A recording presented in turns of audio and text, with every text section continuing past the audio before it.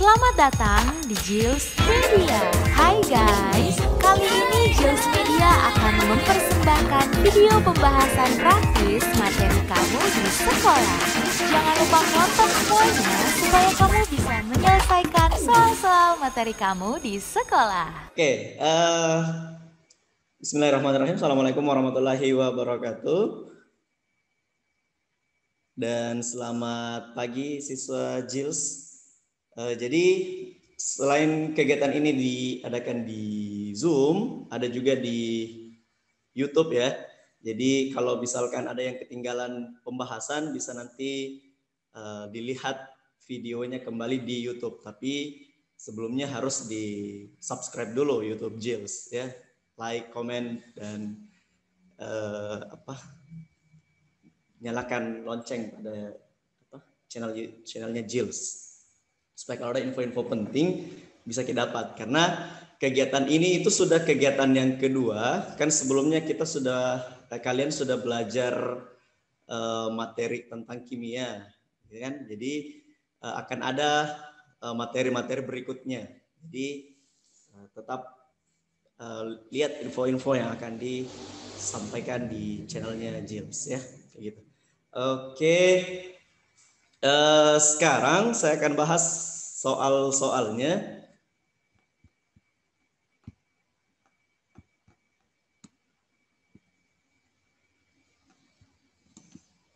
Jadi ada beberapa materi 2 tahun lalu ya. Kan kalau tahun lalu belum ada fisika.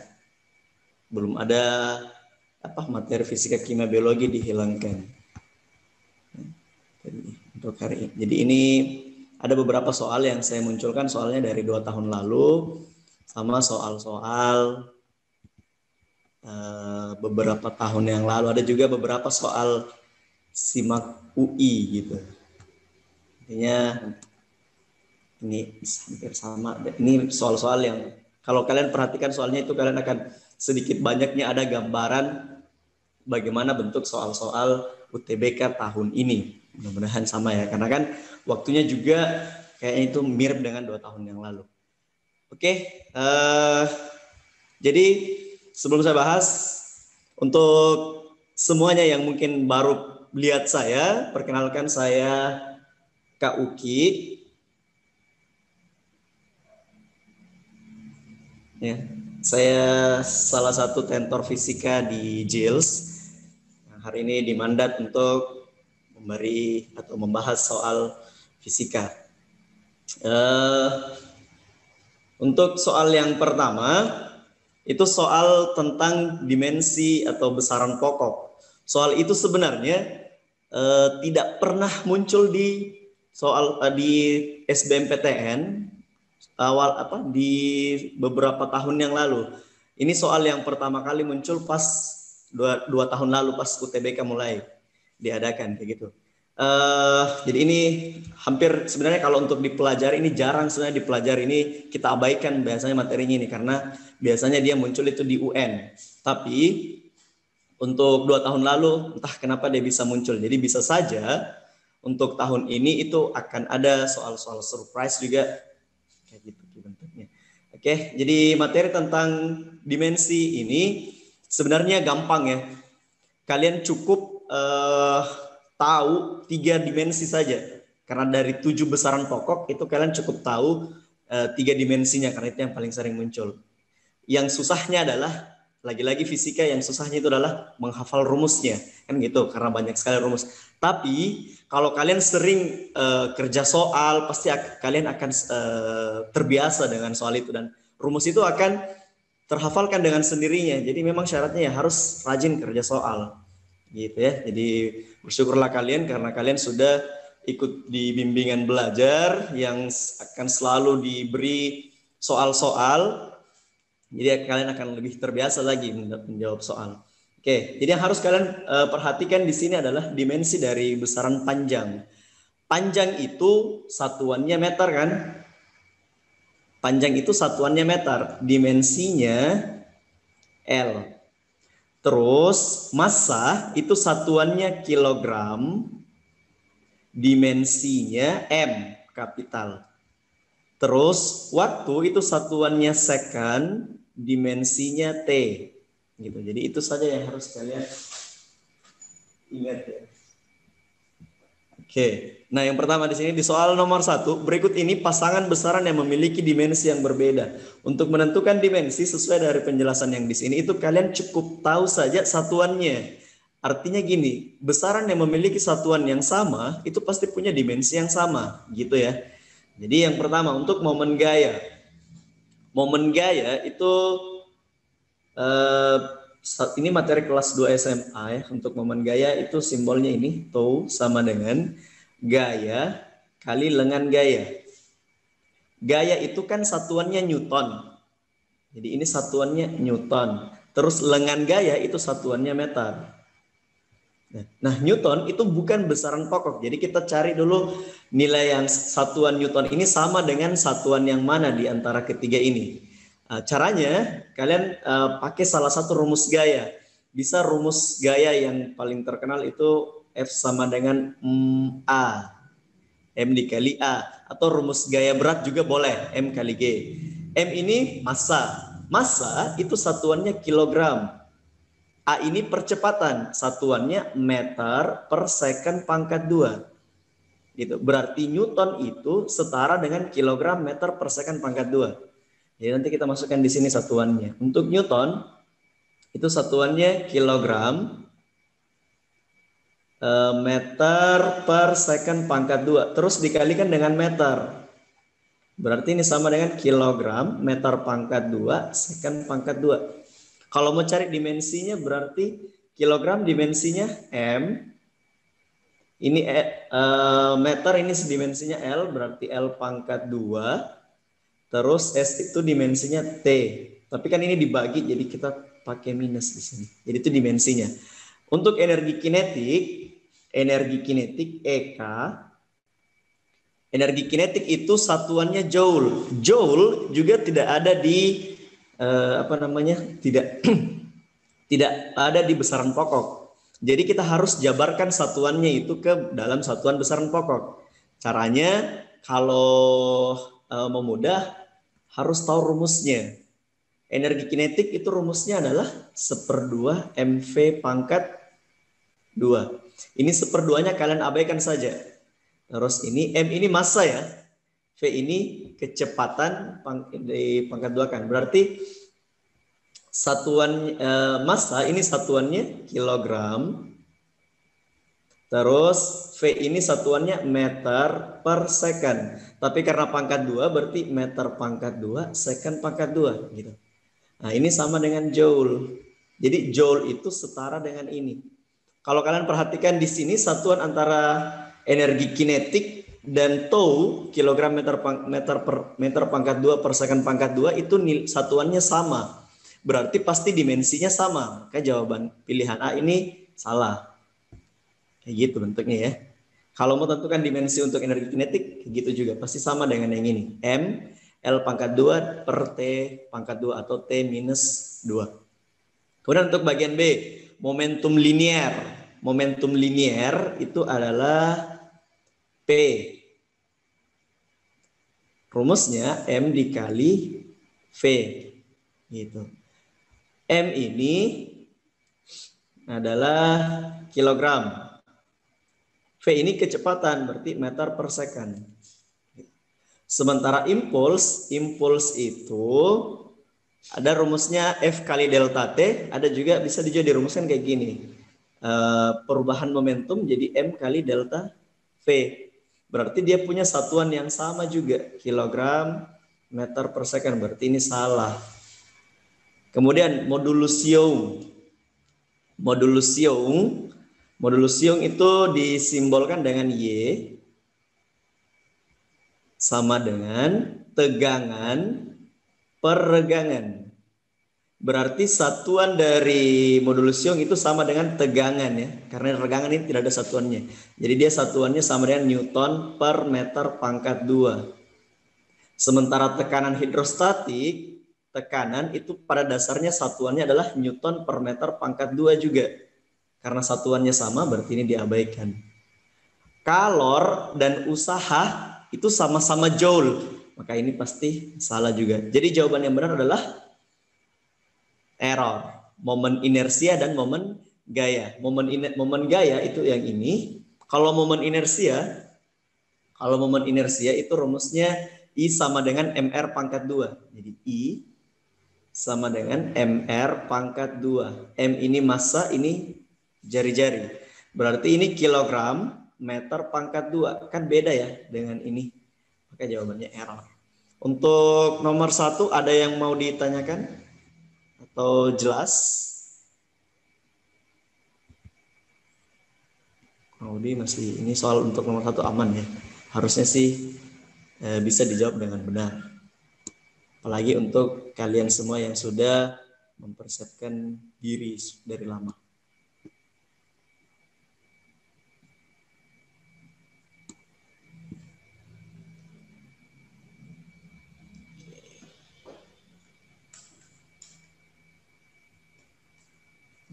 Perbaiki dulu optiknya.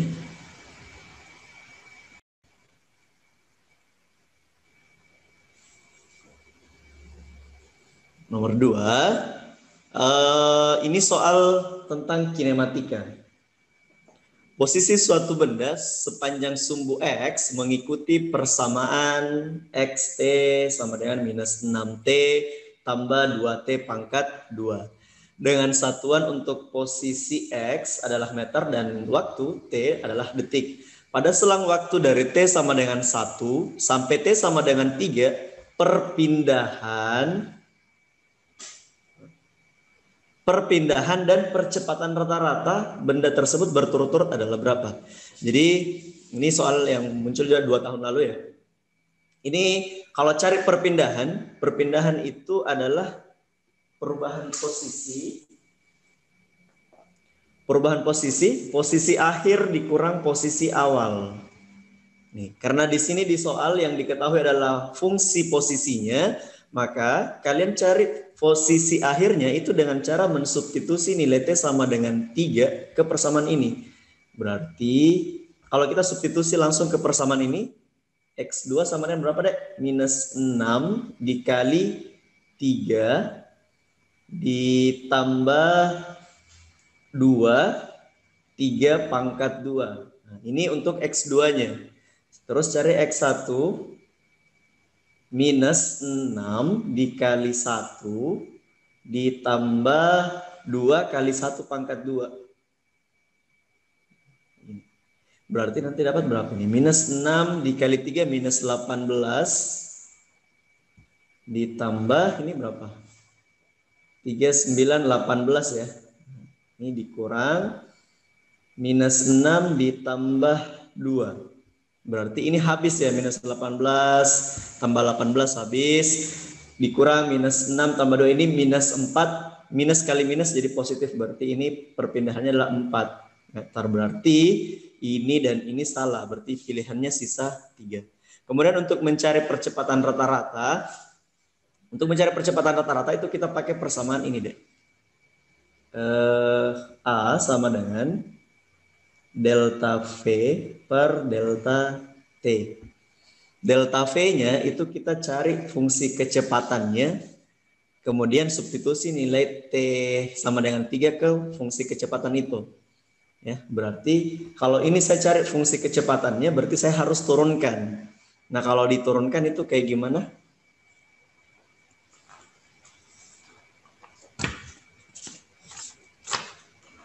Saya tambah kertasnya.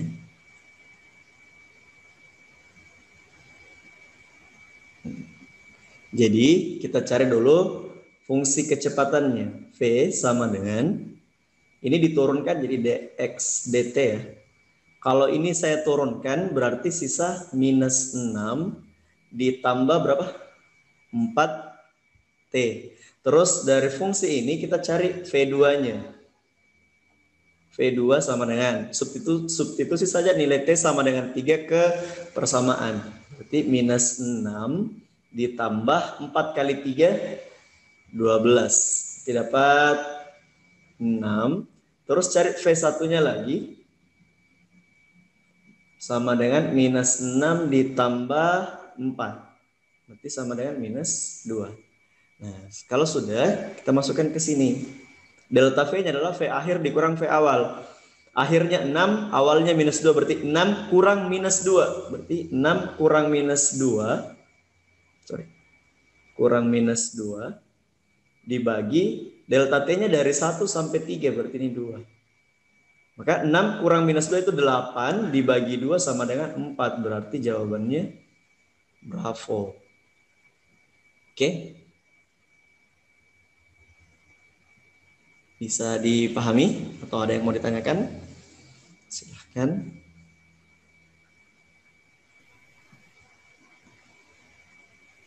Kak, mau Ya, bertanya. boleh. Silahkan. Bisakah juga Kak untuk mencari percepatan rata-ratanya diturunkan 2 kali? Diturunkan 2 kali. Kalau diturunkan 2 kali, Dek, bukan percepatan rata-rata yang diperoleh, tapi percepatan sesaat. Beda. Ya. Jadi kalau misalkan diturunkan 2 kali, itu percepatan sesaat yang diperoleh. Misalnya soalnya bilang gini, kan ini soalnya dia bilang percepatan rata-rata. Kalau soalnya bilang gini, berapa percepatan benda saat T sama dengan 2? Nah, itu berarti percepatan sesaat. Itu artinya kalian turunkan persamaan fungsi posisinya diturunkan 2 kali. Nanti dapat fungsinya, substitusi nilai T-nya ke persamaan percepatan yang tadi. Maka itu percepatan sesaatnya. Gitu. Kalau ada istilah percepatan rata-rata, ada kata rata-ratanya ini berarti kita tidak bisa pakai fungsi, kita tidak bisa pakai konsep turunan. Kalau ada kata rata-rata, kecuali ada pertanyaan sesaat baru boleh. Kayak gitu. Kalau misalnya ditanyakan kecepatan sesaat, misalnya kecepatan saat benda bergerak selama 3 detik, ya berarti ini diturunkan dapat fungsi ini. Habis itu sisa disubstitusi.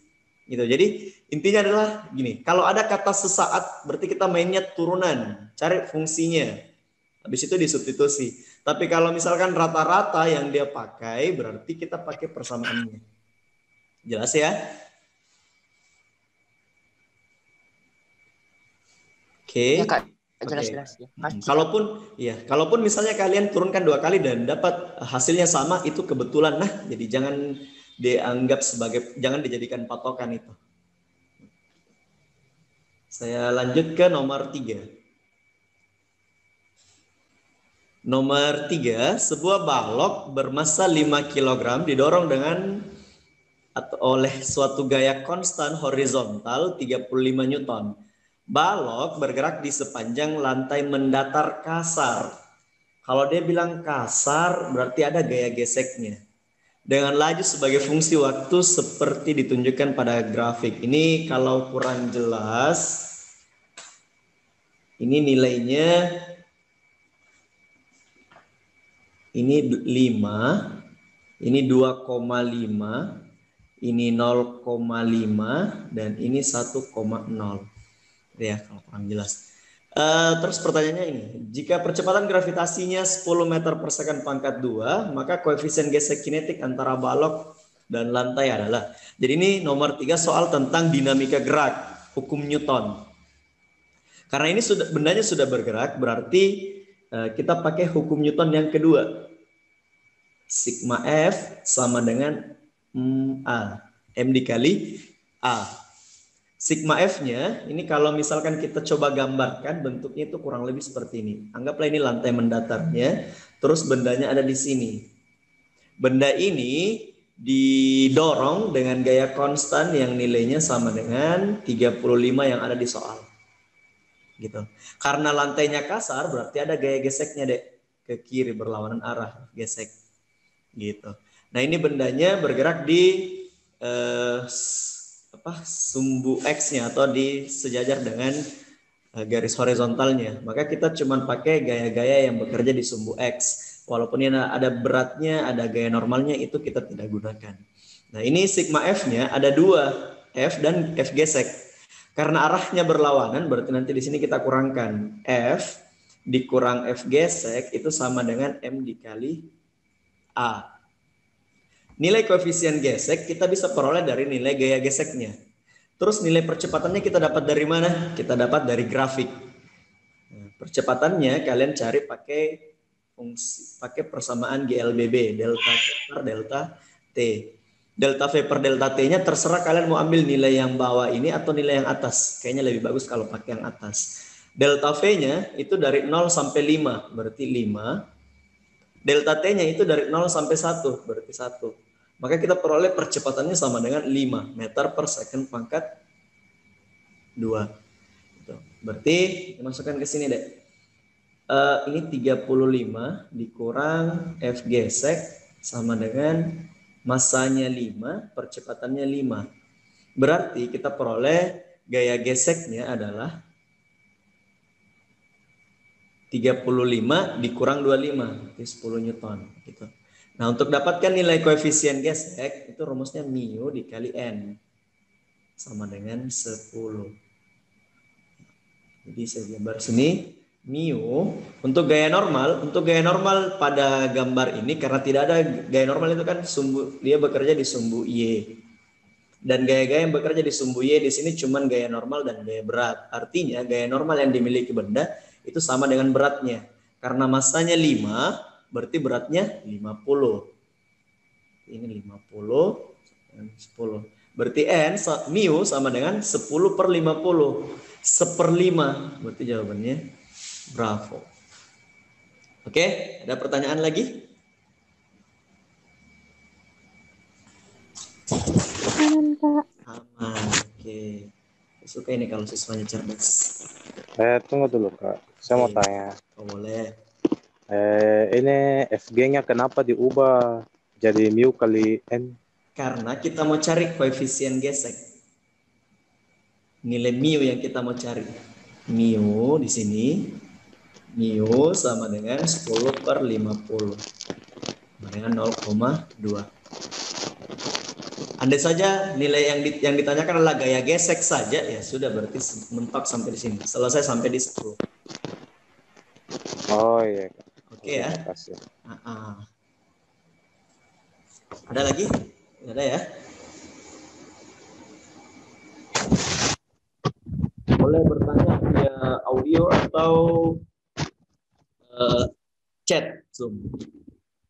Kalau tidak ada pertanyaan, kakak lanjut lagi yang nomor berikutnya. Nomor 4.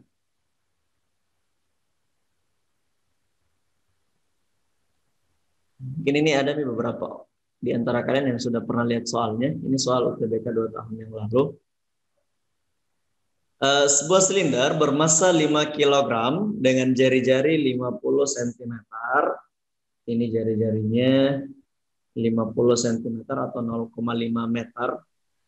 Berada dalam celah lantai miring seperti ditunjukkan gambar. Sudut kemiringan salah satu sisi lantai adalah θ. Tangen θ sama dengan 3/4. Jika silinder ditarik dengan gaya horizontal F sama dengan 90 Newton, percepatan sudut sesaat silinder relatif terhadap titik A. Titik A itu di sini. Adalah 3,5 radian per second pangkat 2. Momen inersia silinder relatif terhadap titik A adalah. Jadi ini masuk materi dinamika rotasi. Gitu. Persamaan yang kita gunakan adalah sigma torsi itu sama dengan I dikali alfa. Jadi momen inersia yang kita peroleh di sini itu kita dapati dari persamaan ini. Bukan dari rumus momen inersia secara umum yang ada biasanya MR pangkat 2 atau untuk bola ini atau silinder misalnya. Silinder kan itu momen inersianya ada yang 1/2 MR pangkat 2, ada juga yang MR pangkat 2. Gitu. Cuma kan di sini kita tidak tahu berapa silinder ini termasuk silinder pejal atau berongga atau dia seperti apa bentuknya ini kita tidak ketahui. Jadi kita tidak bisa dapat dari situ.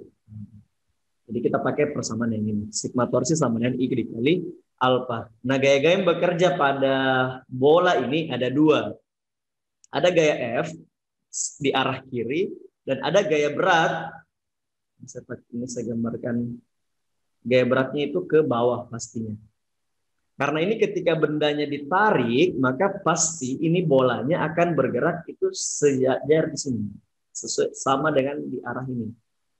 Jadi ketika bola ini, kalian coba bayangin, ini bolanya ditarik ke sana, maka bola ini pasti akan bergerak arahnya ke sana.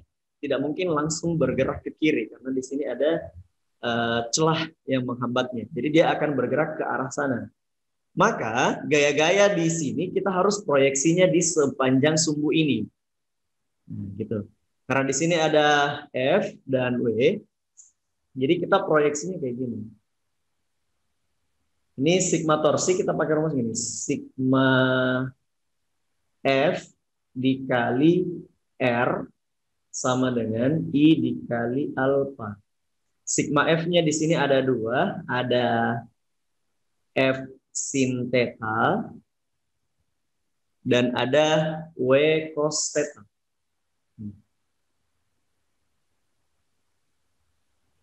Semua tahu cara menentukan F sin dan F cos theta? Cerita saya lupa. Ini saya kasih tipsnya ya.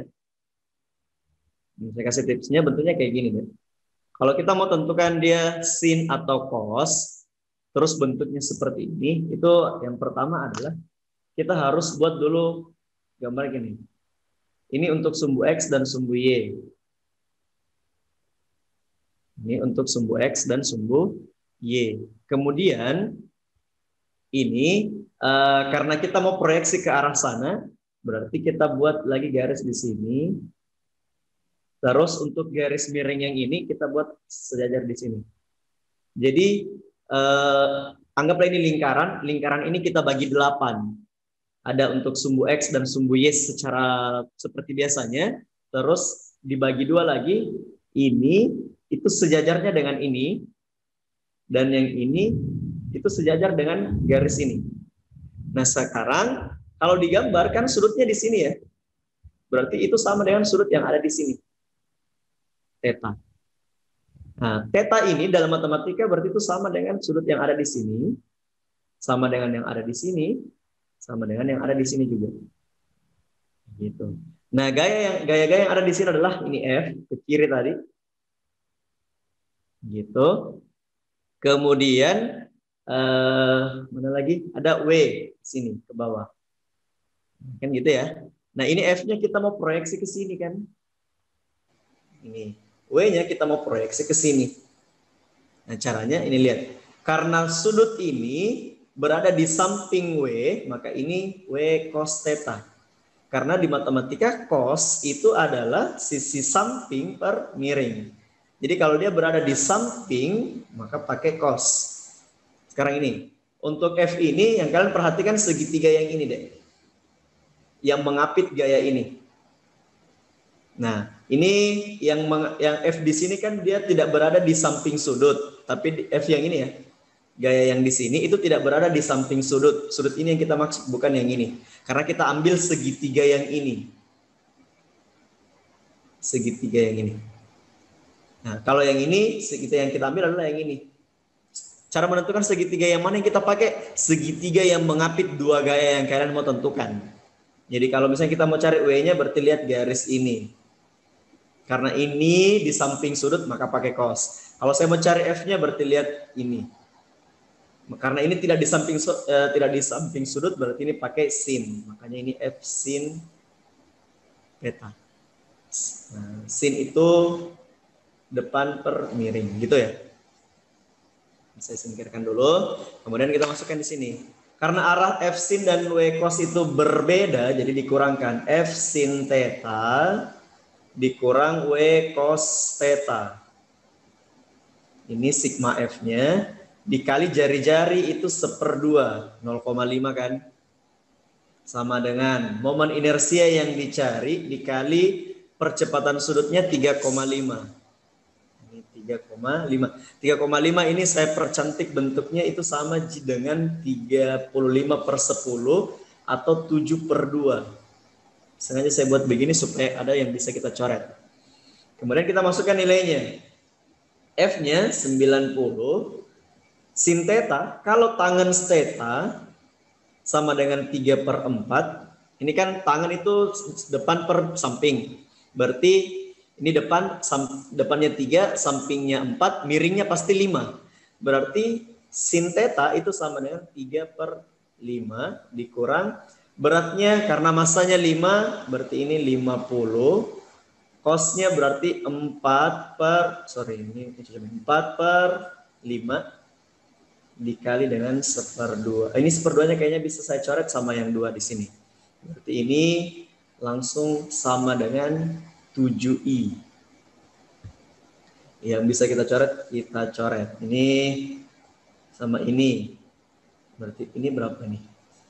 270 dibagi, ini 90 dibagi 5 itu 18 ya. 18 dikali 3, 18 dikali 3, 54. 54 dikurang 40 sama dengan 7i. Berarti ini 14 sama dengan 7i. Berarti i-nya sama dengan 2. Oke.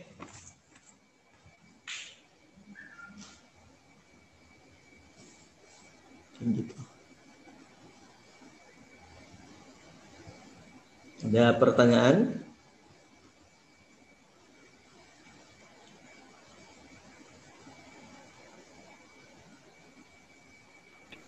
Iya, Kak. Apa? Silahkan. Kenapa? Apa yang mau ditanyakan, Ria? Udah, aman? Maksud Bunda ada jika. Oke. Oke, saya lanjut berarti kalau aman ya. Next, nomor 5. Nomor 5, seorang pemain bola menerima umpan lambung bola yang masanya 0,4 kg datang dengan kecepatan 12 meter per second dengan arah 30 derajat terhadap arah horizontalnya. Setelah ditendang ke arah gawang lawan, kecepatan bola berubah menjadi 15 meter per second dengan arah 30 derajat terhadap arah horizontal.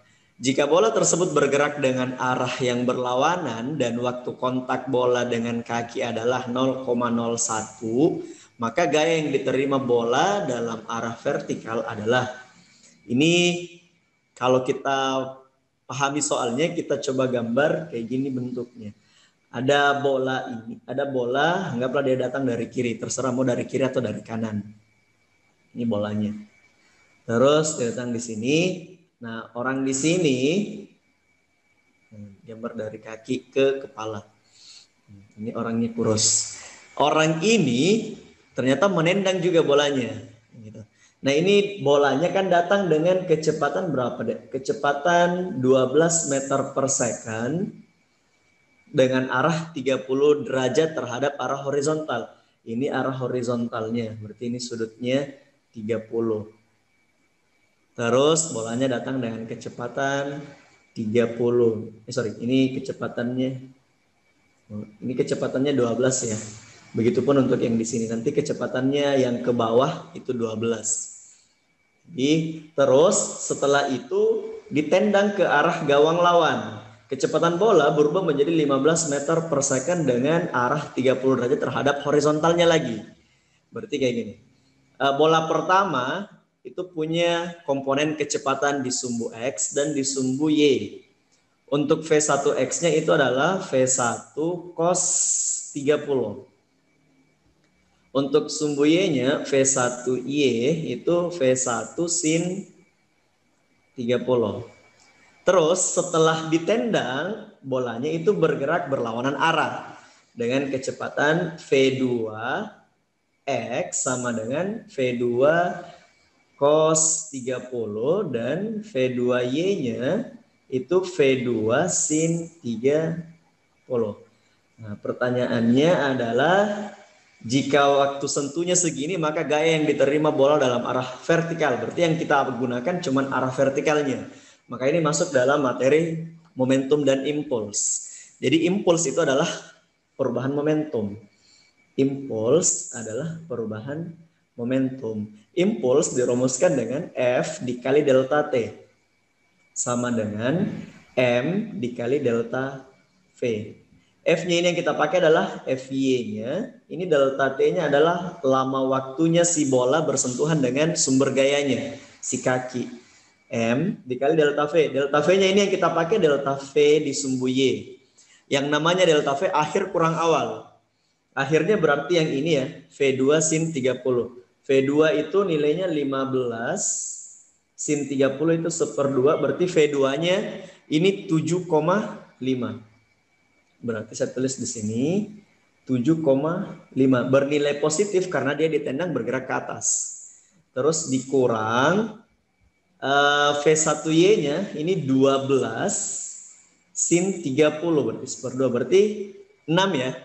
Karena bola awalnya itu bergerak ke bawah, berarti tandanya minus. Kurang dikali minus, berarti hasilnya positif. Ditambah berapa? Ditambah 6 di sini. Gitu teman-teman. Jadi kita masukkan nilainya FY kali delta T-nya di sini adalah 0,01. 0,01 sama dengan masanya 0,4. Ini kalau dijumlahkan dapat berapa ini? 13,5 ya. Oke. Sekarang cara cepatnya untuk menghitung, perhatikan di pilihannya. Pilihannya sini 400, 540, 600, 640 dan 700. Berarti angka yang bukan nolnya itu kepalanya itu beda-beda. Kepalanya ini misalkan 400 itu kepala 4. Ini 540 berarti kepalanya 54. Yang diambil yang bukan angka nolnya. Ini berarti 6. Ini 4. Kalau yang ini 64, ini 7. Jadi caranya menghitung kayak gini deh. FY dikali, ini kan 0,01. Yang kita ambil saja angka satunya. Ini kali 1 sama dengan 0,4, ambil 4-nya. Ini ambil 135-nya. Berarti 4 kali 135 itu 270, 540 ya. 540 berarti cari yang kepala 54. Begini jawabannya. Kayak gitu. Ya, kalau tidak mau pusing dengan 0,0 di situ. Lihat saja pilihannya. Gitu. Kecuali nanti di soal pilihannya A itu 54, B 540, C 5400, D 0,54, E 0,054. Nah, itu baru harus diselesaikan secara kekeluargaan, secara baik-baik. Oke, untuk nomor 5 ada pertanyaan?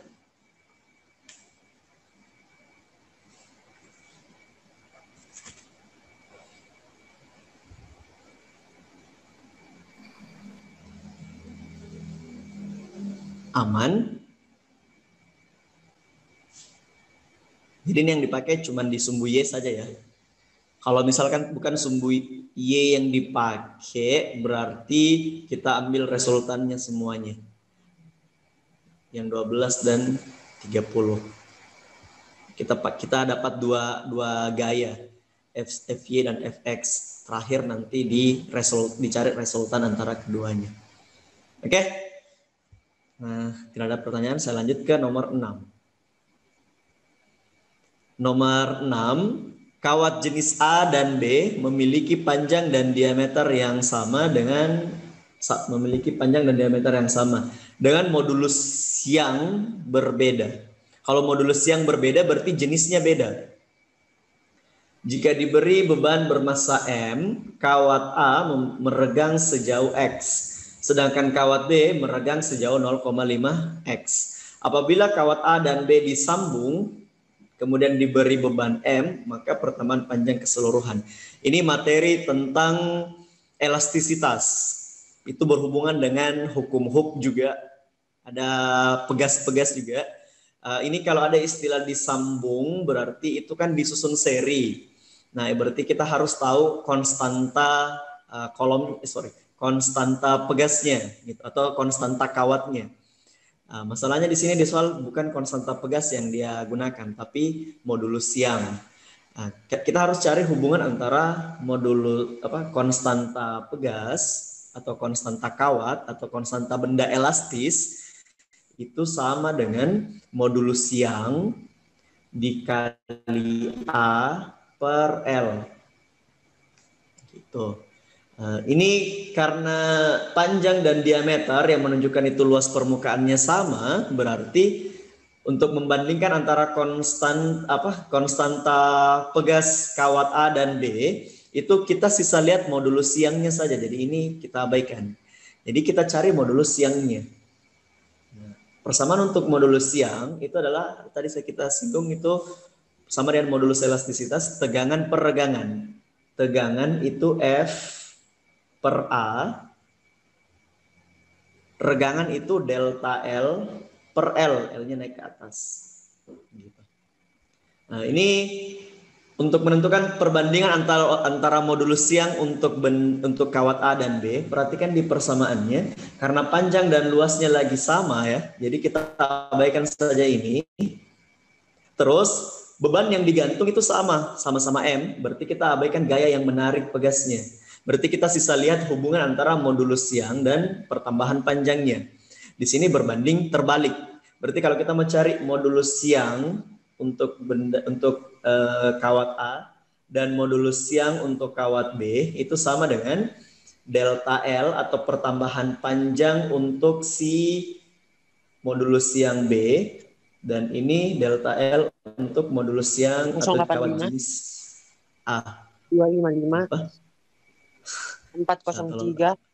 Bisa tolong audionya dimatikan dulu deh, kedengaran. Oke. Saya lanjut.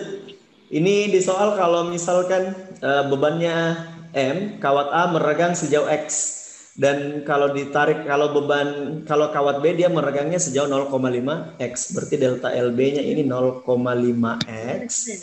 Ini X. Berarti perbandingannya adalah 1:2. Gitu ya.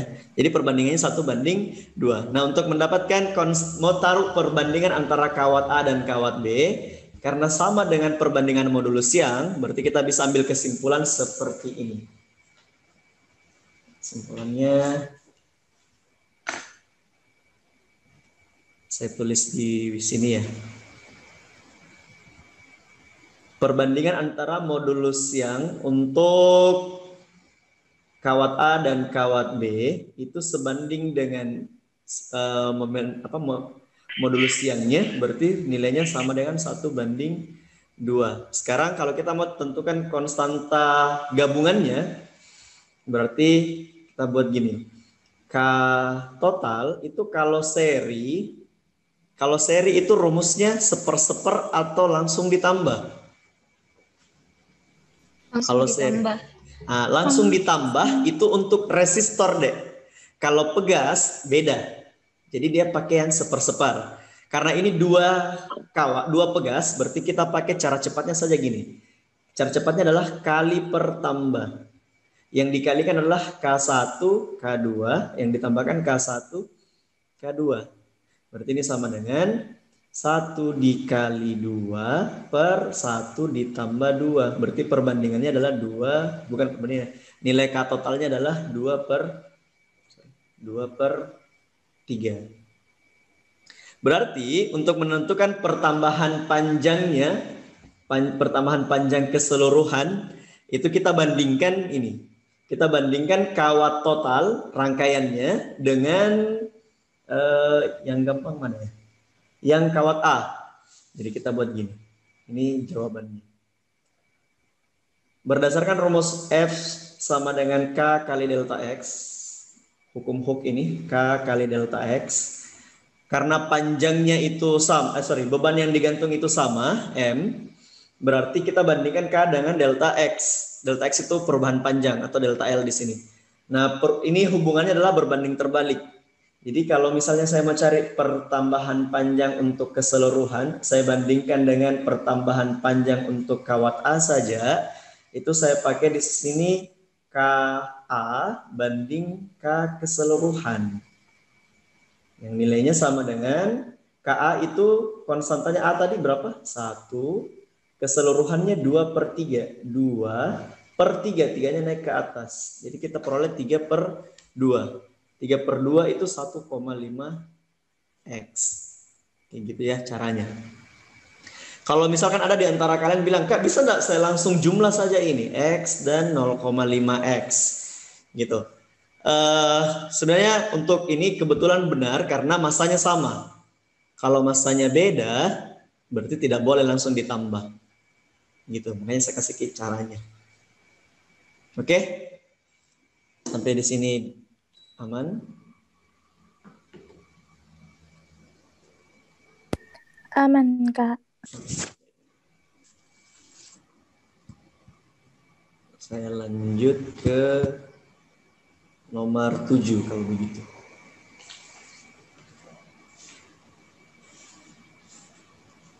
Nanti kalau misalnya ada yang kurang jelas bisa ditanyakan ke saya ya. Silahkan tanyakan di nanti saya pikir dulu saya akan kasih apa untuk kalian bertanya.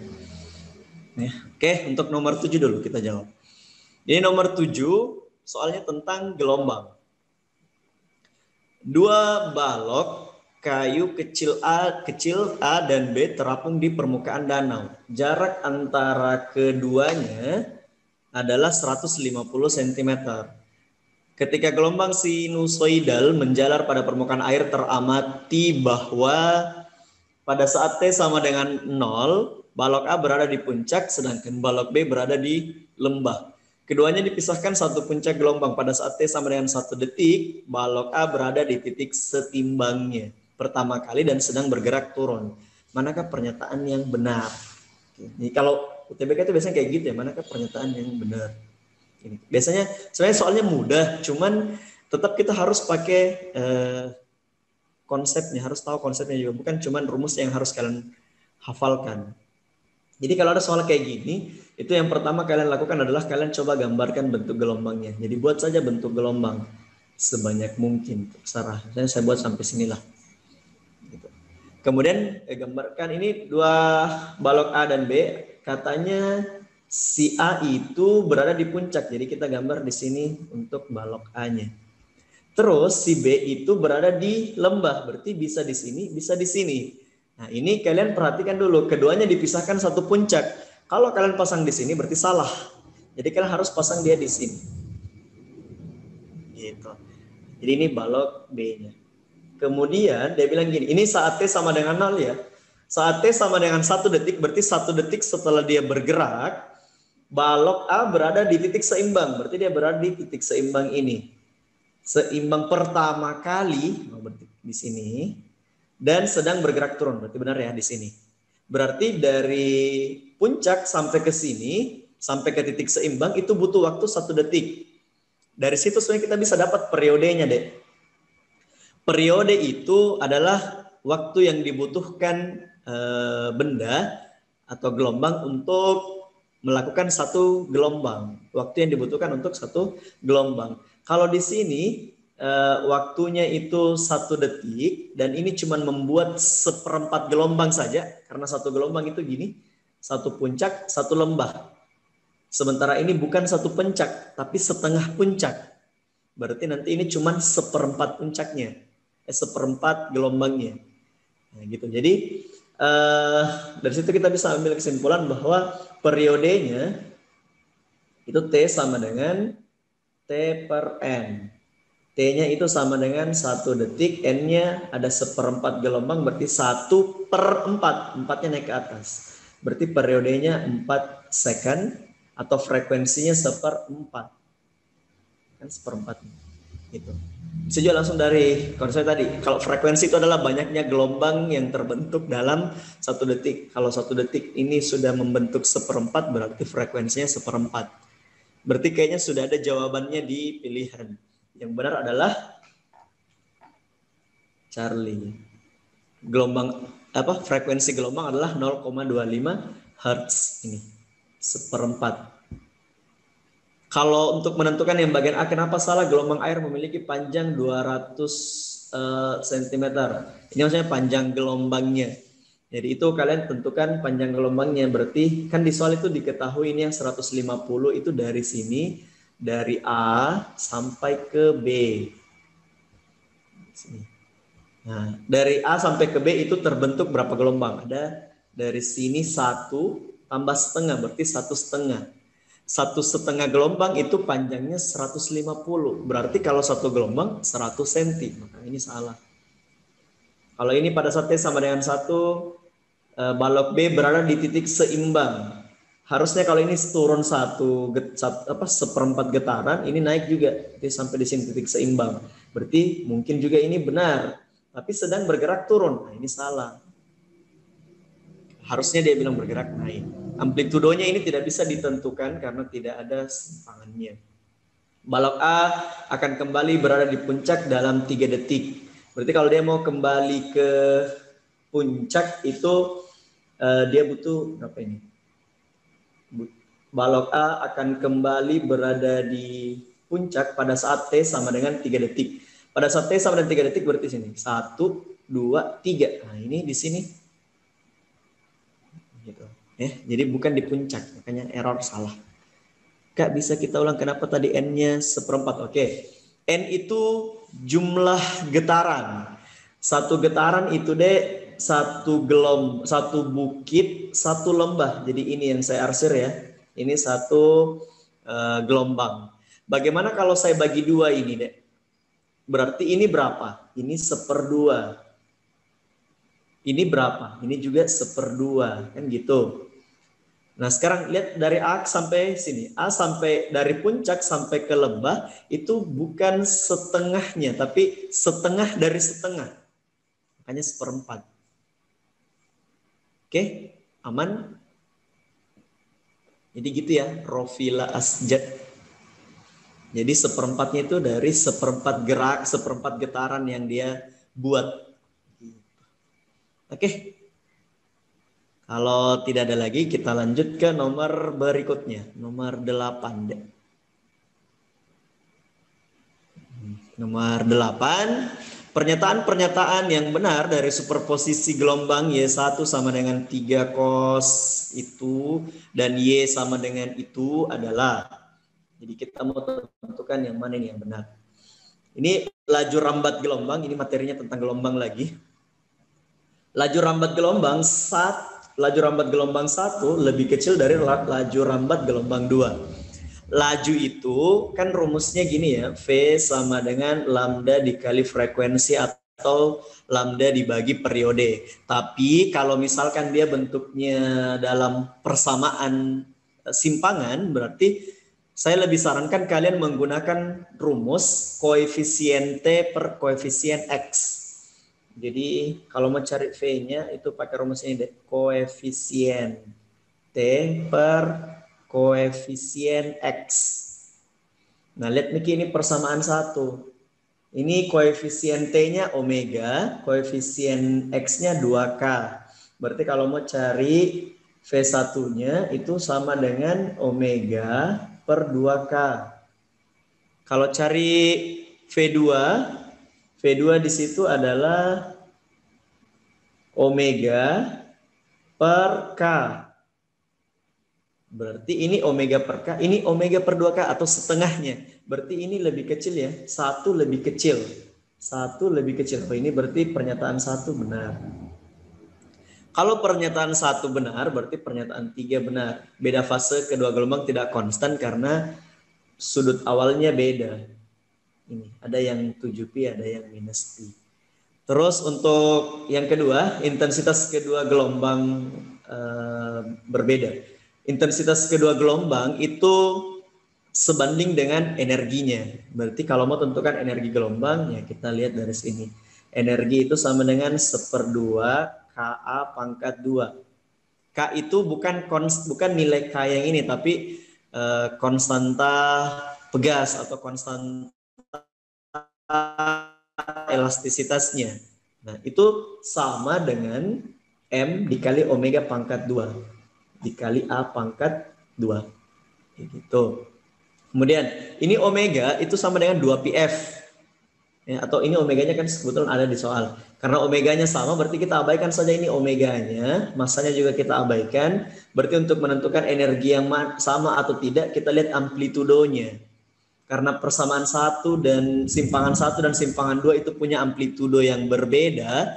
Berarti energinya berbeda, intensitasnya berbeda. Berarti pernyataan kedua juga benar.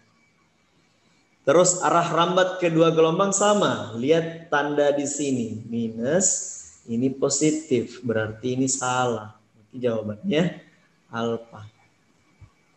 1, 2, 3. Oke? Dipahami?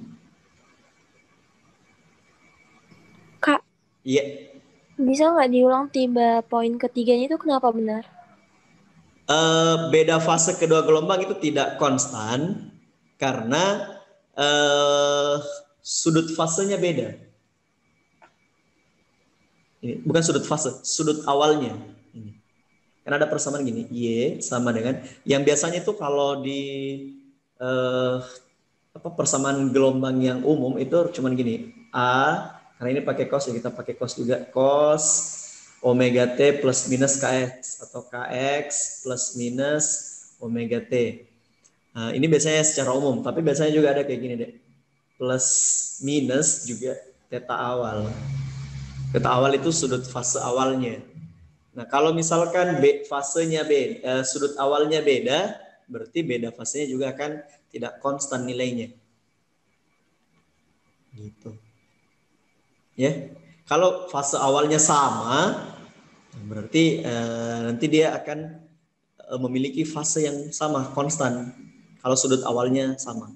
Ini. Jadi kenapa ini bisa kita benarkan? Karena nilai ini beda. Yang bukan tandanya ya, tapi nilainya 7pi dan pi itu beda. Maka nilai fasenya tidak konstan. Berarti benar. Oh iya, paham Kak. Kasih Kak. Iya. Yang lain? Aman? Aman Kak. Oke, kita gaskan kembali. Nomor 9. Nomor 9, taraf intensitas 3 mesin yang digunakan bersamaan adalah 60 desibel. Berarti kayak gini bentuknya. Kalau misalkan saya pakai 3 mesin, maka taraf intensitas yang saya dengarkan itu sama dengan 60 desibel. Taraf intensitas 36 mesin. Bagaimana kalau saya pakai 36 mesin? Maka taraf intensitas yang saya dengarkan itu jadi bagaimana? Nah, ini materi tentang gelombang bunyi, khususnya taraf intensitas yang menghubungkan dia dengan mesin jumlah mesin. Kalau untuk taraf intensitas itu biasanya dihubungkan dengan intensitasnya. Kalau intensitasnya segini, taraf intensitasnya gimana? Atau yang kedua biasanya dihubungkan dengan jaraknya. Misalnya ada benda jaraknya sekian, maka taraf intensitas yang saya dengarkan itu kayak gimana? Yang ketiga sumber bunyinya itu, dan untuk soal ini yang dia pakai adalah sumber bunyi. Untuk 2 tahun lalu kalau saya tidak salah ingat ada juga soal tentang taraf intensitas yang muncul. Ini. Persamaan yang kita pakai adalah TI2 sama dengan TI1 tambah 10 log N2 per N1. Berarti TI1-nya 60 tambah 10 log. N2-nya itu 36. N1-nya adalah 3. Berarti ini 36 per 3, 12. Berarti jawaban yang benar yang mana ini? Error ya. Easy lah ya nomor 9 ini.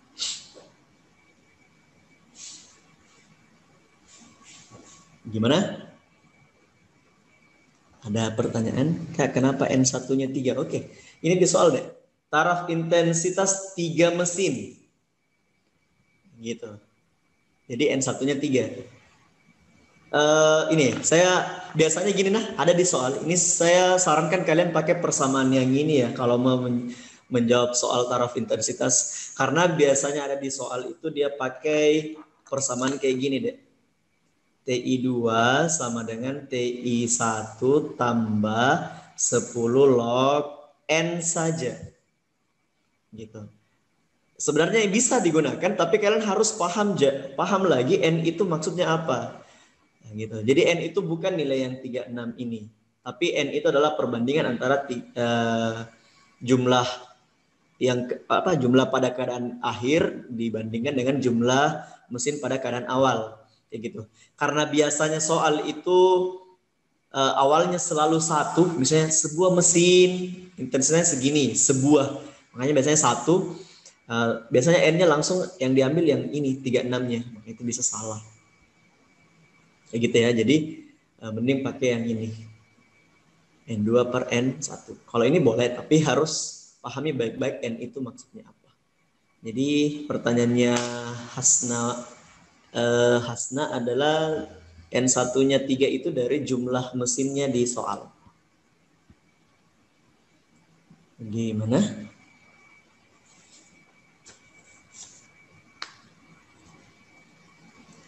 Dipahami? Oke deh. Baik. Untuk materi ini dari nomor 1 sampai 9 paham ya? Jadi nanti kalau misalnya dipahami dengan materi ini ya coba lagi cari soal-soal yang lain. Jadi kalian harus lebih aktif lagi belajar. Kalau ada permasalahan bisa ditanyakan ke tentornya masing-masing.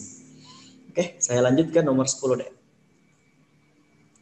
Nomor 10, kalor jenis S akan ditentukan dengan cara memberikan kalor 400 kJ.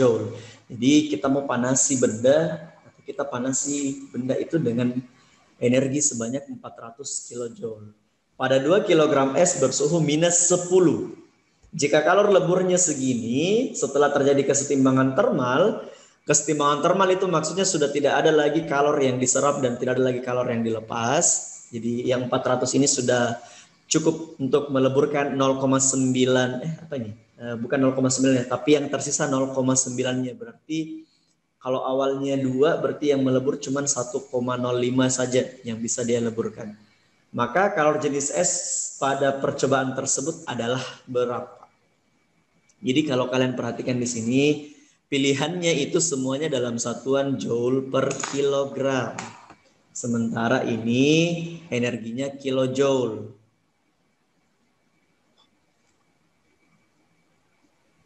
Oke.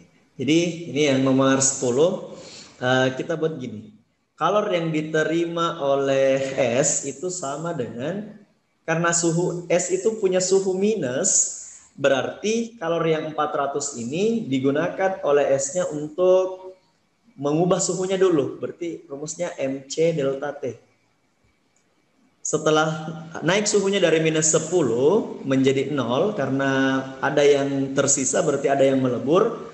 Berarti di sini dipakai lagi untuk melebur M dikali L. Di sini 400 kilojoule. Ini 400 kilojoule sama dengan masanya ini 2 kilo.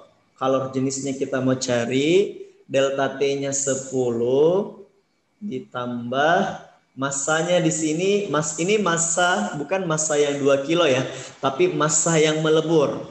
Massa yang melebur karena yang tersisa 0,95, berarti yang melebur itu cuman 1,05 saja.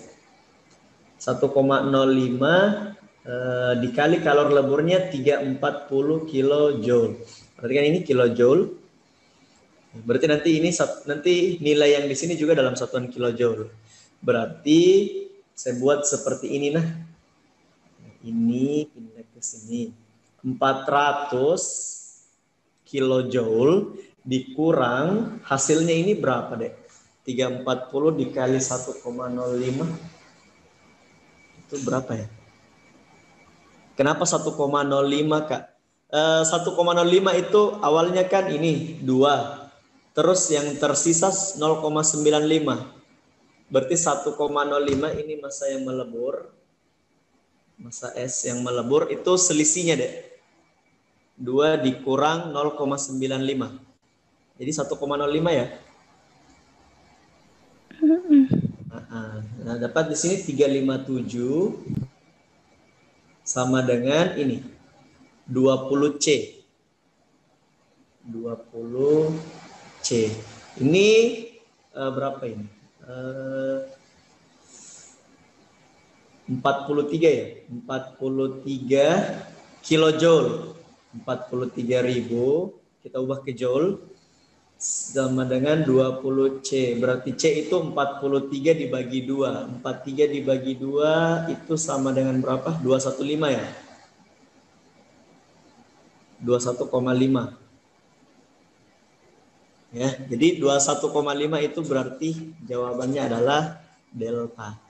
Jadi nilai C-nya adalah 2150 joule per kilogram derajat Celcius atau 2,15 kilojoule. Jadi jawabannya yang benar adalah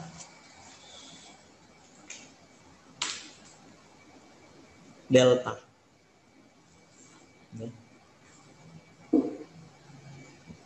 Oke, kemudian nomor 11. Nomor 11, suatu bejana kokoh yang berisi gas ideal dikocok berulang-ulang. Manakah pernyataan yang benar tentang keadaan gas tersebut setelah dikocok? Itu kalau misalnya dikocok berarti partikelnya itu akan bergerak lebih cepat. Kalau partikelnya bergerak lebih cepat, karena rumus energi kinetik itu adalah EK sama dengan 1/2 MV pangkat 2, dan rumus energi kinetik yang lainnya juga adalah 3/2 nRT, berarti ketika dia dikocok, kecepatannya semakin besar, yang mengakibatkan suhunya juga semakin besar. Berarti temperatur gas itu bertambah. Ini benar, ini mungkin benar, ini mungkin benar, ini energi dalam gas berkurang, ini salah karena energi dalam itu adalah delta U yang sama dengan 3/2 NR delta T. Nah, kalau ini dikatakan berkurang berarti suhunya turun. Sementara salah. Gas melakukan usaha sebesar penambahan energi dalamnya, temperatur gas bertambah sebanding dengan pertambahan kelajuan molekul gas. Nah, ini jadi jawaban yang paling benar di antara 5 pilihan di sini adalah jawabannya adalah bravo. Kenapa? Karena ini bejananya kokoh, berarti volumenya tidak mungkin bertambah atau berubah. Sementara usaha itu sama dengan P dikali delta V. Berarti kalau delta V-nya 0 maka usahanya 0. Maka ini temperatur gas tanpa melakukan usaha. Kalau ini temperatur gas bertambah meskipun energi dalamnya tetap, ini tidak mungkin. Kalau delta kenapa salah?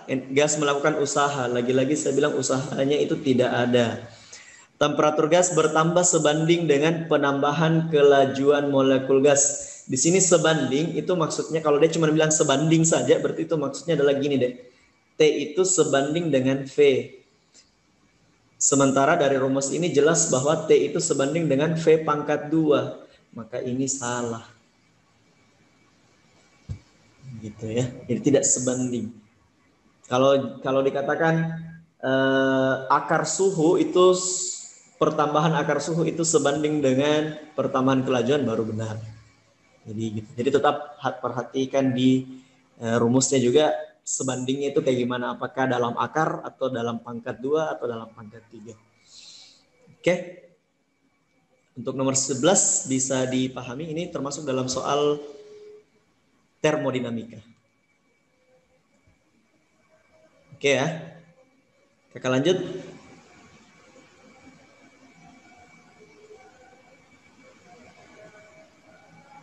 Kita lanjut. Oke. Karena tidak ada pertanyaan, saya lanjut ke nomor 13. Nah, ini nomor 13.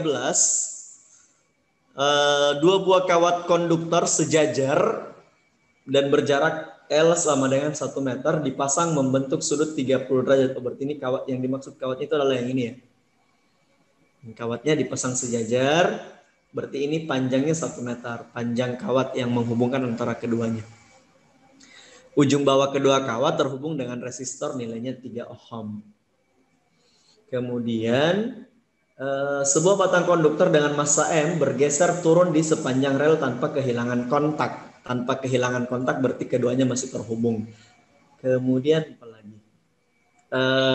Membentuk suatu rangkaian tertutup. Pada daerah tersebut terdapat medan magnet seragam yang besarnya B sama dengan 2 Tesla.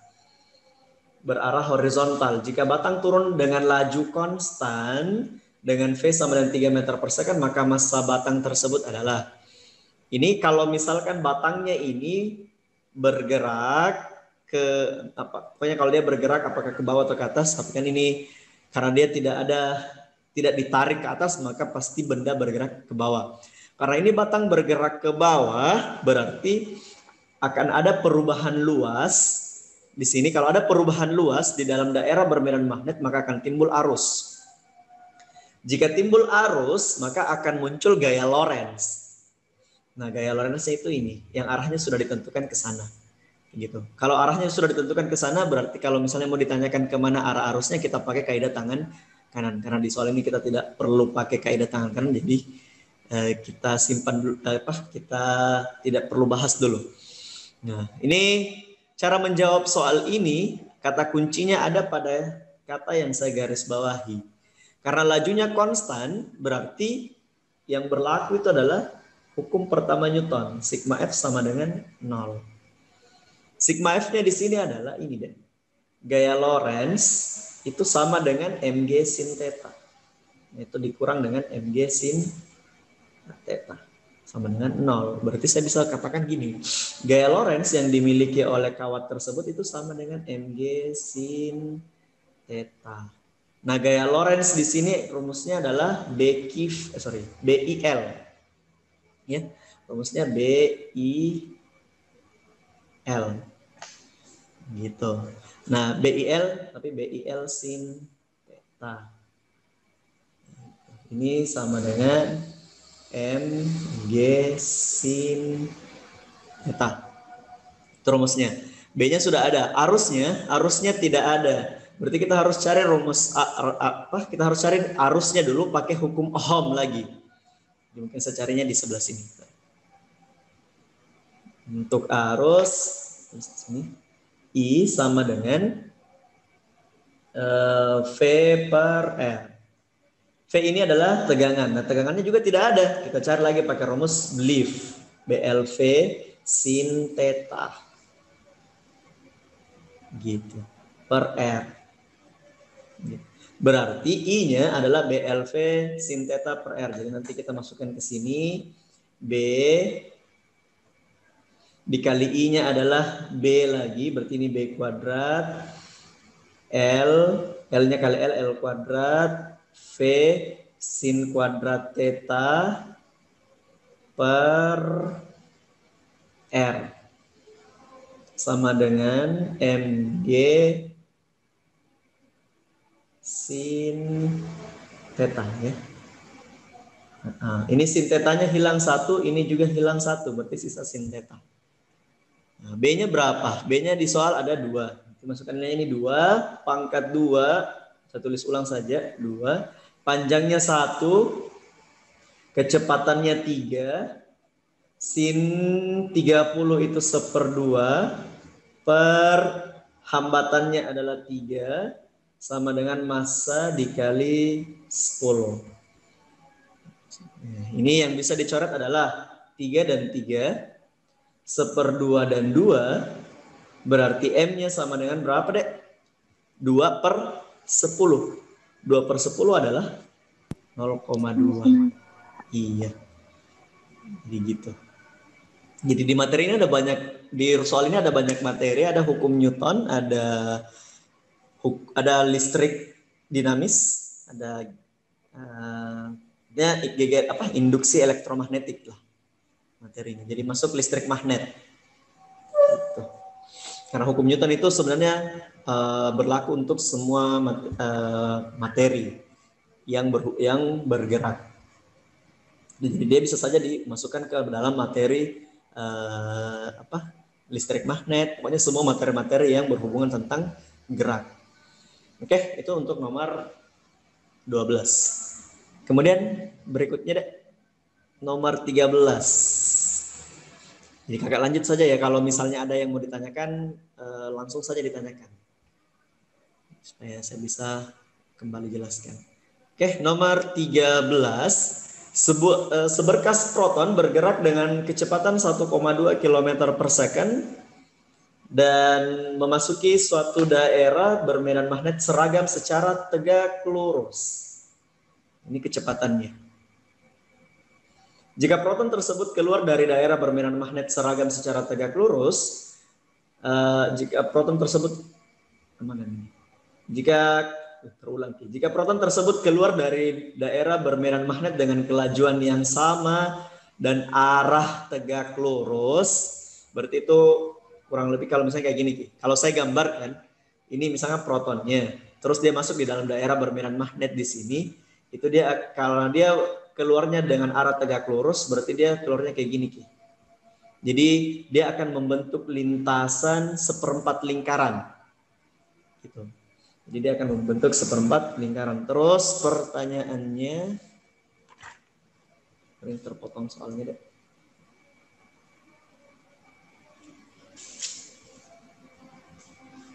Ini pertanyaannya adalah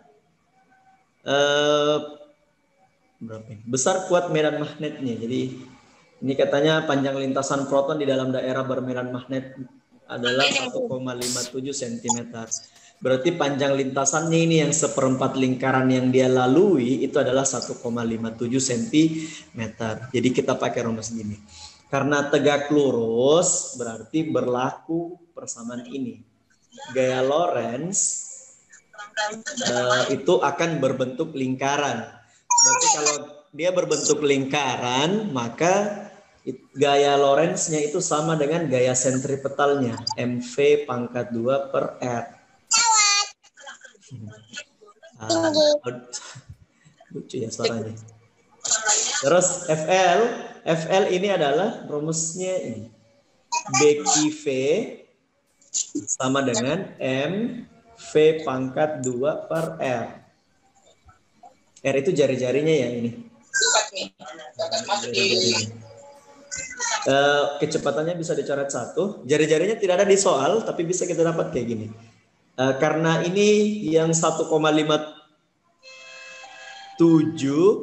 yang 1,57 itu adalah panjang lintasannya. Anggap gini S sama dengan ini seperempat lingkaran. Berarti seperempat dari keliling lingkaran. Keliling lingkaran itu 2 PR. Berarti ini S-nya itu sama dengan PR per 2. Artinya R-nya itu sama dengan 2S per Pi. Jadi saya bisa ganti di sini. B kali Q sama dengan M dikali V dibagi R. R-nya adalah 2S per Pi. Pi-nya naik ke atas. Kita masukkan nilainya. B yang dicari berarti B. Q-nya proton itu 1,6 kali 10 pangkat minus 19.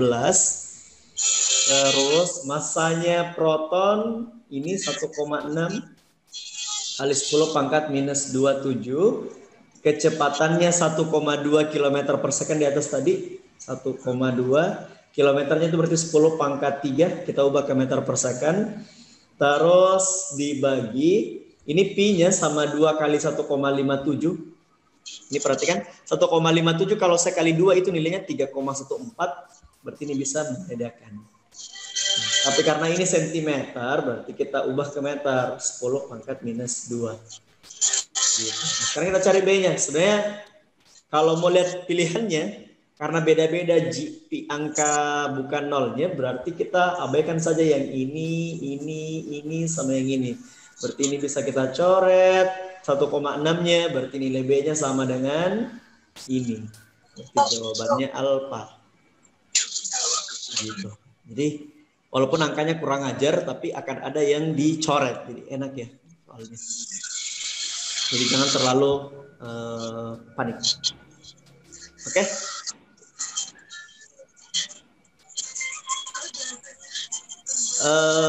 Kalau untuk nomor 13 ini bukan soal SB 2 tahun lalu, tapi saya lupa untuk soal kapan. Oke. Ada yang bertanya bagaimana cara mendapat nilai R-nya? Ini. Kan lintasannya ini partikelnya bergerak dengan lintasan seperempat keliling lingkarannya.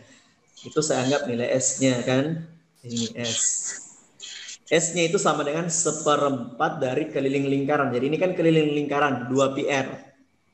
Berarti S-nya itu sama dengan ini sama ini hilang sisa 2 berarti PR per 2. Berarti kalau saya mau cari R-nya, Pindahkan saja ini 2 kali S per pi. 2 kali S per pi. Nah itu masukkan ke sini rumusnya tadi. Ini dia. Ini MV per R. R-nya ganti dengan 2S per pi. Pi-nya naik ke atas. Nah, terus ada yang bertanya, Kak, kenapa pi-nya dan 2S-nya dicoret? Karena nilai S-nya itu dek 1,57. Kalau dikali 2 itu nilainya 3,14. Dan itu sama dengan nilai pi.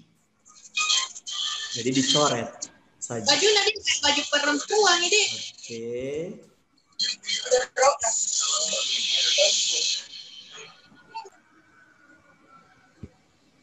Gimana? Ada pertanyaan? Nanti kalau mau bertanya baru dinyalakan kembali audionya ya. Gimana untuk Jessica Barim dan Mustika? Masih kurang jelas. Jadi untuk Jessica Barim dapat R-nya dari sini. Dibolak-balik saja jari-jarinya. 2S per pi. Nanti dimasukkan ke rumus sini. 2S per pi. Per pi. Paham, Kak. Oke, berarti. Mustika juga paham. Oke, saya lanjut kalau begitu ke nomor 14. Semangat ya. Sisa berapa nomor ini? Sisa 7 nomor. Kita upayakan berakhir 12.30 ya, supaya bisa istirahat dulu sebelum join lagi yang sebentar khusus untuk materi usaha dan energi. Oke, ini soal tentang hukum Lenz. Ini materinya tentang listrik magnet. Seorang pengamat melihat kedua cincin tersebut melalui sumbunya dari sisi kiri cincin besar, arus mengalir semakin besar searah jarum jam pada cincin besar. Pada cincin kecil akan terjadi apa? Kan kayak gitu. Jadi ini kalau arus yang mengalir pada cincin besar itu searah jarum jam. Jadi kalian bayangkan, kalian coba memproyeksikan dirinya kalian di sini sebagai pengamat dan melihat cincin yang ada di sebelah kanannya masing-masing. Yang besar itu dialiri arus ke searah jarum jam. Berarti pakai kaidah tangan kanan itu bentuknya kayak gini deh. Ini searah jarum jam. Berarti arah medan magnetnya itu sama dengan jempol tak. Jadi karena arusnya searah jarum jam, ini sama-sama putaran 4 jari tanganku, putarannya gini, searah jarum jam, maka medan magnetnya searah dengan jempol. Berarti akan timbul medan magnet di sini. Ini medan magnet yang dihasilkan oleh si kawat yang besar ini. Gitu. Karena arusnya semakin besar, berarti medan magnetnya juga semakin besar. Gitu. Kemudian gini, dia masuk ke sini. Medan magnet di sini itu akan menginduksi kawat yang di sini, sehingga menghasilkan arus listrik yang medan magnet yang dihasilkan oleh cincin kecil ini sedemikian rupa itu akan bertentangan dengan arah medan magnet yang dihasilkan oleh medan magnet yang besar. Sederhananya kayak begini deh. Kalau misalkan medan magnet ini membesar, semakin besar. Jadi ini tuh kita jawabnya pakai konsep perasaan. Iya, pakai konsep perasaan. Jadi kalau medan magnetnya semakin besar, berarti medan magnet yang dihasilkan oleh cincin aksen ini itu harus melawan ini. Kan dia tenaganya sudah besar, berarti untuk mengimbangi harus dikurangi gitu. Supaya berkurang berarti B aksennya itu harus berlawanan arah. Berlawanan arah dengan B. Kalau B-nya ini mengecil, semakin kecil, karena dia semakin kecil berarti kita harus bantu. Ya, asas perasaan ya. Kita harus bantu dia, berarti kalau dibantu berarti harus searah, harus sejalan. Berarti B aksennya harus searah dengan B-nya. Gitu ya. Nah, jadi ini cara menentukan kemana arah B aksennya gini. Karena B-nya semakin besar, berarti B aksennya harus berlawan arah. Berarti B aksen yang dihasilkan pada cincin kecil ini ke sana, ke ini B aksennya ke kiri. Berarti kita buat jempol tangannya ke kiri, berarti 4 jari tangannya ini akan berlawanan jarum jam. Berarti yang jawabannya searah itu salah. Berlawanan jarum jam, ini salah, ini salah, ini salah. Berarti jawabannya A atau B. Arus listrik yang semakin besar. Karena medan magnetnya juga semakin besar, berarti ini medan magnet yang dihasilkan ini juga harus semakin besar. Maka jawabannya adalah bravo.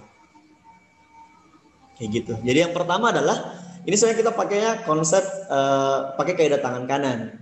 Tapi kita harus tentukan, yang kita mau tentukan adalah arusnya di sini. Kalau kita mau tentukan arus pada cincin kecil ini ceritanya yang menginduksi itu gini. Yang menginduksi di sini adalah yang besar dan yang diinduksi yang kecil. Jadi kalau kita mau tentukan arus yang mengalir pada cincin kecil, kita harus tahu medan magnet yang dihasilkan, arah medan magnetnya, arah B aksennya. Untuk bisa dapatkan arah B aksen, kita harus tahu arah B-nya sesuai dengan konsep ini. Jadi kita harus tahu arah B-nya. Bagaimana cara mencari arah B-nya? Pakai kaidah tangan kanan. Kurang lebih kayak gitu. Kalau ada yang kurang jelas bisa ditanyakan. Kalau tidak ada, kita lanjut.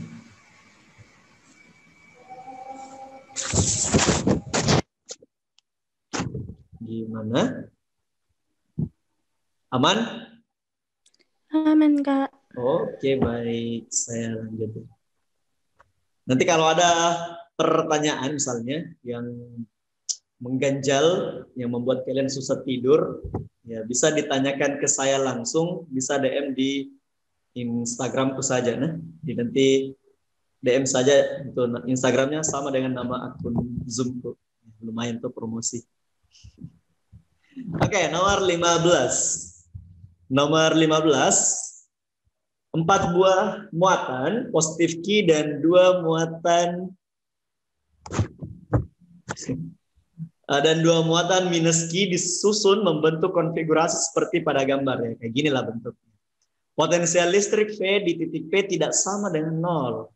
Oh ya benar. Potensial listrik itu Dek bergantung bergantung pada jenis muatannya. Jadi kalau dilihat di sini, kalau kita mau tentukan potensial listrik antara ini, rumusnya potensial listrik itu sebenarnya gini, K kali Q per R. Karena ini muatannya semua sama, dan ini R-nya itu sama semua. Kalau mau tentukan potensial listrik, karena ini termasuk dalam besaran skalar, berarti kita jumlahkan semuanya saja. Ini tambah ini, tambah ini, tambah ini, tambah ini, tambah ini. Ini semuanya yang 6-6-nya. Jadi cara mudahnya gini. Ini sama ini pasti akan saling meniadakan. Ini juga dan ini akan saling meniadakan.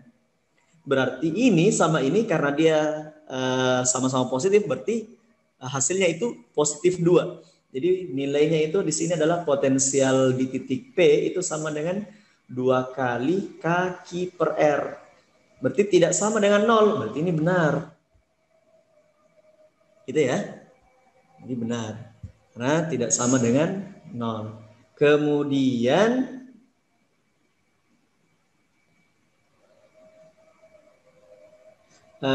untuk pernyataannya atau alasannya. Alasannya ini. Saya tulis kayak di sini juga. Kelihatan, saya lihat dulu. Ini dia.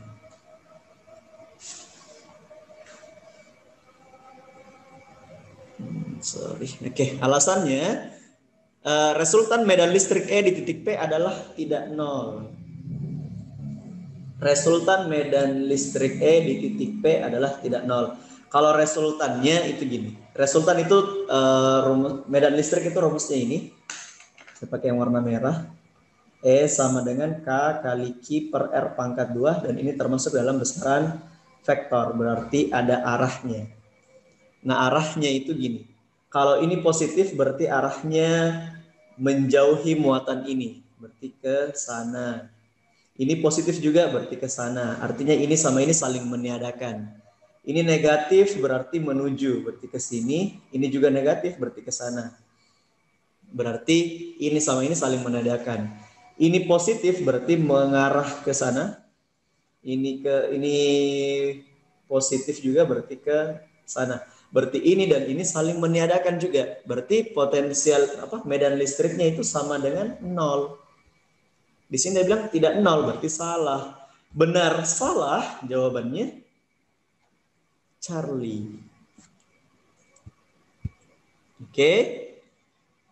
Aman ya, nomor 15. Silahkan diperhatikan bentuknya. Jadi tidak perlu dihitung, kita cukup pakai ini konsepnya saja bisa langsung didapat jawabannya. Oke, nomor 15 aman.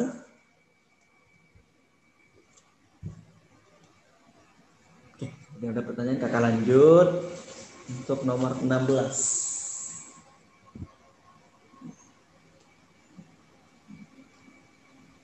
Nomor 16, sebuah bola konduktor A berjejari R. Di dalam bola terdapat rongga berjejari 0,25 R. Titik pusat rongga berada pada jarak 0,5 R dari pusat bola A. Jika bola A diberi muatan, medan listrik di pusat bola sama dengan 0. Jadi ini gini. Ini bola A, jari-jarinya R. Bola konduktor A berjejari R. Di dalam bola terdapat rongga yang jejarinya itu 0,25 R. Jadi ini 1/4 R ya jari-jarinya. Titik pusat rongga berada pada jarak 0,5 R dari pusat bola A.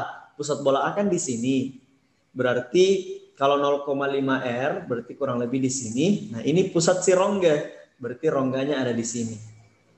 Ini 0,25 R. Gitu. Nah, sekarang medan listrik di pusat bola A itu tidak ada rongganya. Berarti ini salah, tidak sama dengan 0. Ya. Kalau ditanyakan medan listrik di dalam rongga ini baru sama dengan 0. Tapi kalau misalkan yang ditanyakan di pusat A berarti itu tidak sama dengan 0. Jadi ini salah. Medan listrik di dalam bola sama dengan 0. Medan listrik di dalam bola itu sama dengan 0. Medan listrik di dalam bola di sini itu karena ini ada rongganya, jadi secara keseluruhan medan listriknya di dalam itu sama dengan 0. Jadi ini dibenarkan. Di dalam bola itu ya harusnya ini di dalam bola berongga sini. Gitu. Intinya sebenarnya kalau ada rongga di dalam maka medan listrik di dalam bola kosong itu sama dengan 0. Jadi ini salah dan benar. Salah benar berarti jawabannya delta. Kayak gitu. Itu nomor 16 materinya tentang listrik statis kelas 3 SMA. Oke, 12-21. Sekarang masih ada 4 nomor. Ayo, tetap semangat ya semuanya. Oke, kalau tidak ada pertanyaan kakak lanjut lagi. Jadi kalau untuk nomor 16 tadi itu lebih ke konsep. Jadi kalian harus pahami lagi kembali konsepnya. Ini nomor 17.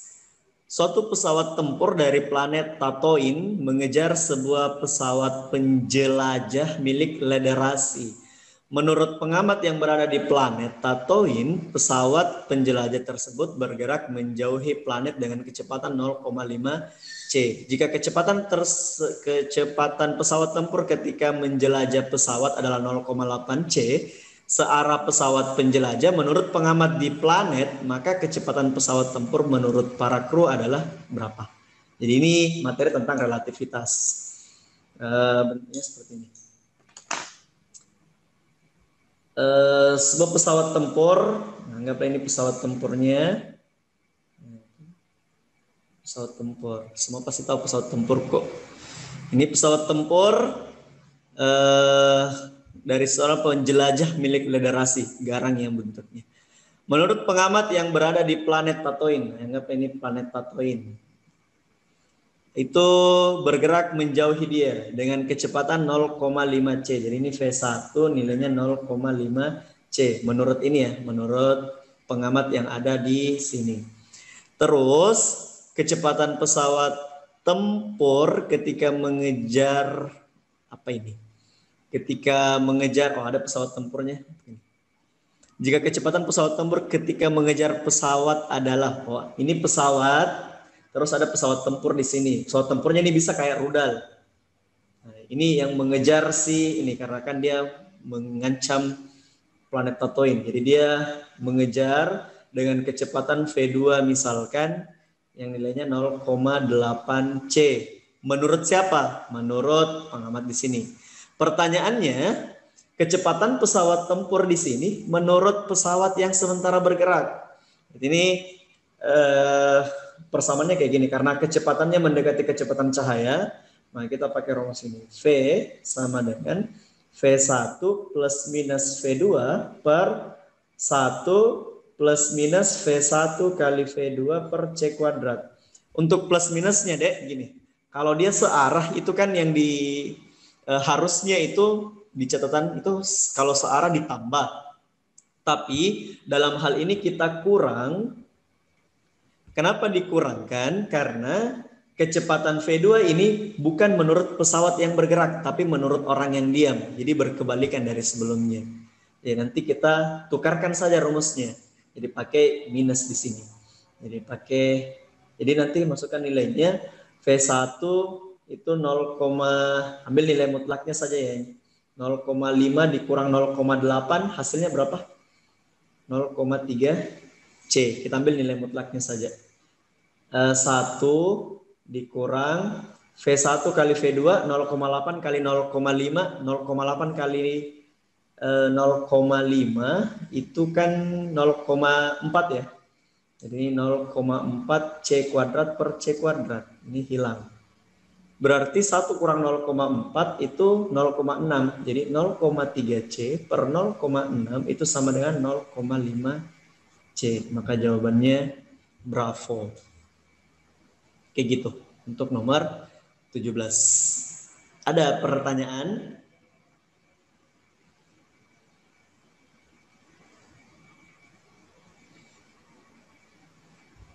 Ini materi relativitas. Kalau relativitas itu masuk dalam bagian fisika modern. Kalau fisika modern itu saya kasih tahu sebenarnya jarang kalau muncul di UTBK.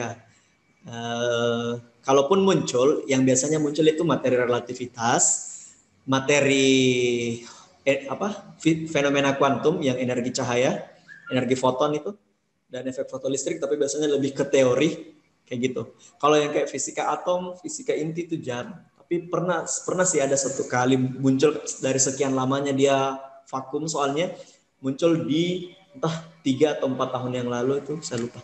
Ada materi tentang fisika atom, terkhusus pada spektrum cahaya tampak. Oke, kalau tidak ada pertanyaan, kakak lanjut ke nomor 18. Ini materi tentang optik geometri, pembiasan. Terkait dengan gambar tersebut, pernyataan di bawah ini yang benar, kecuali, berarti kita cari yang salah. Kalau pembiasan, berarti itu berlaku ini deh. N1 sin theta 1 sama dengan N2 sin theta 2. Sorry. Ini ya. N1 sin theta 1 sama dengan N2 sin theta 2. Di sini dia bilang indeks bias medium 1 lebih kecil daripada indeks bias medium 2. Kalau saya buat begini, N1 per N2 itu sama dengan sin theta 2 per sin theta 1. Kalau dilihat dari gambar, theta 1 itu ini, sinar datang dengan garis normal. Ini theta 1. Theta 2 itu sinar bias dengan garis normalnya juga. Sin itu semakin besar sudut, semakin besar nilainya. Lebih besar di sini adalah sin theta 1 kan, berarti ini kecil. Jadi ini saya bisa tulis gini, kecil per besar. Berarti indeks bias medium 1 kecil dibanding indeks bias medium kedua. Maka ini benar. Kita cari yang salah. Kecepatan cahaya di medium 1 lebih besar dibanding kecepatan cahaya di medium yang kedua. Kecepatan cahaya di medium 1. Nah, ini persamaannya kalau dibandingkan dengan kecepatan itu gini. V2 per V1. Ya. Jadi ini kecepatannya kecepatan yang kedua itu kecil. Kedua itu yang di bawah sini ya. Ini V1. Kecepatan yang kedua itu kecil, kecepatan yang pertama itu besar. Gitu. Jadi di sini yang mana benar? Kecepatan cahaya di medium 1 lebih besar. Ini berarti benar ya. Karena ini lebih rapat. Ini renggang. Terus frekuensi cahaya di medium 1 sama dengan frekuensi cahaya di medium 2. Ini benar juga. Kalau frekuensi itu selalu sama, mau mediumnya berbeda atau tidak. Terus untuk delta,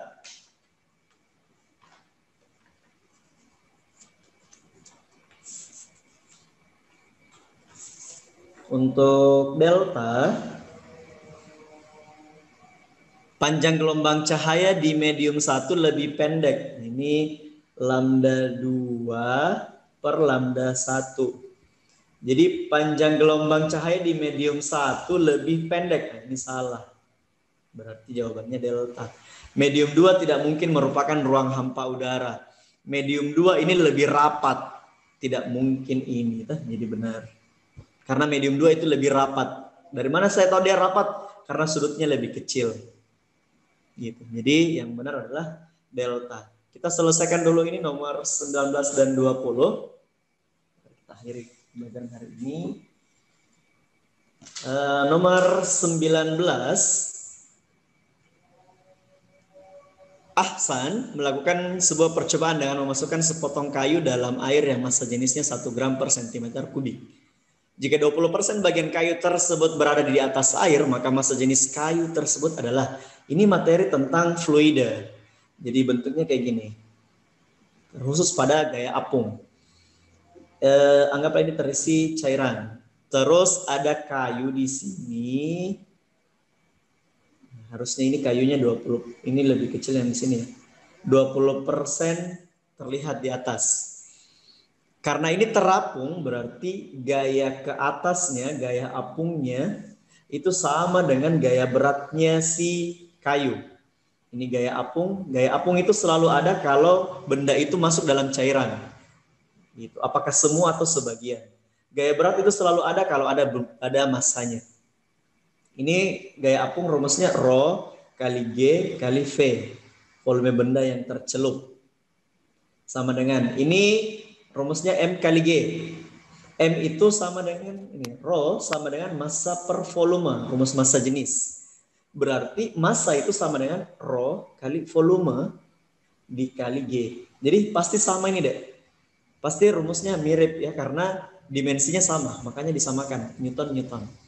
Nah ini gravitasi bisa kalian coret. Tapi ini volume benda ya. Dan yang dicari yang ini. Massa jenis benda. Oke, sekarang kita masukkan nilainya. Massa jenis air, ini si fluidanya adalah 1 gram. Dikali volume benda yang tercelup. Karena yang kelihatan 20%, berarti yang tercelup adalah 80% dari volume bendanya. Ini sama dengan Rho benda dikali volume benda. Berarti ini volume benda kita coret. Berarti Rho benda sama dengan 80/100. Berarti jawabannya 0,8. Rho benda sama dengan 0,8. Tidak ada di sini. Berarti bonus. Bukannya, jawabannya delta. Karena ini dalam satuan kilogram per meter kubik. Jadi kita ubah dikali 1000. Kita dapat 800. Untuk nomor 19 bagaimana? Dipahami?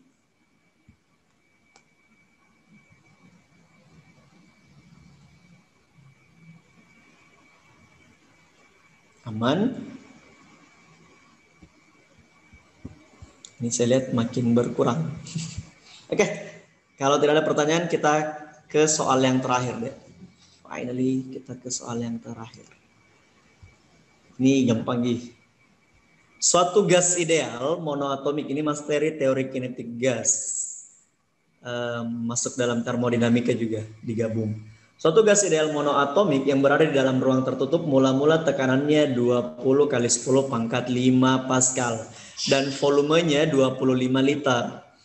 Ini volume awal. Kemudian menjalani proses isobarik. Kalau isobarik itu grafiknya horizontal. Sehingga volumenya berubah menjadi 10. Karena volumenya berkurang berarti grafiknya gini. Gas lalu mengalami proses isovolum. Isovolum itu berarti naik. Bisa naik, bisa turun sih sebenarnya. Sehingga tekanannya berubah menjadi 5. Karena dari 20 kali 10 pangkat 5 menjadi 5 kali 10 pangkat 6. Itu naik atau turun? Dari 20 kali 10 pangkat 5 menjadi 5 kali 10 pangkat 6. Itu naik atau turun? Jawabannya naik ya. Karena ini 2 kali 10 pangkat 6. Jadi 2 ke 5. Berarti harus naik. Gitu. Kalau kalian bilang turun bisa saja kalian pilih bravo. Berarti ini kan sudah salah. Habis itu mana lagi deh?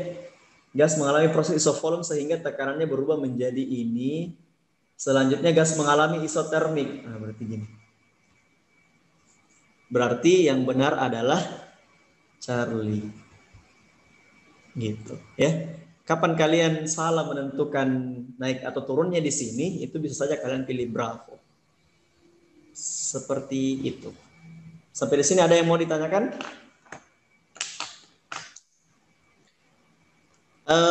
Pembahasan hari ini, karena kegiatan hari ini itu berlangsung di Zoom dan juga di YouTube Jills.